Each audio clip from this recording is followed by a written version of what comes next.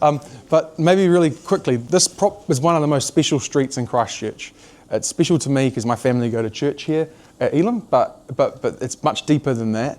So the oldest connection that we know, has anyone seen that stone church over towards the cathedral? It's on the corner of Manchester Street and Worcester Street. So if you're going that way, Wanda, you'll just see, it's like the only one left. All the others fell down, yeah? So that was the first place when our elders arrived here, for those of us who are Pacific. There were Cook Islanders, there were Niueans, there were Samoans. That was their first church. There was about maybe 20 families. In 1960, there were 50 people who were regularly attending that church there. And then they merged churches, and then they ended up here on the corner where the stadium is. So that stadium has had like people praying from our community since about 1967, I think it was. But then you had people there for about another 100 years before that.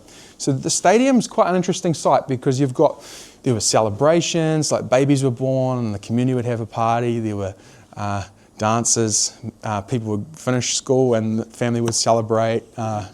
Weddings, lots of weddings. Yep, spilling out onto the street, beautiful white garments and lovers and pese. But if you think about Christchurch is a very white place, eh? You think about, there's not always a lot of visibility. 1 second, cuz. But that there is a very rare little place. So when you think of who the Crusaders are and who the teams are who are going to use that stadium, they're serving, they're playing, they're celebrating on a Pacific site. And it's a place where our community met and gathered and prayed and looked after each other. And then next to it, you had the government office. There was a Pacific government office called Ministry for Pacific. And then obviously you got Whaleeke, which is the Pacific Hub. Have you been to the hub upstairs? Oh, come on, guys. Please go and see the hub. This is the most amazing technology that our community has ever had.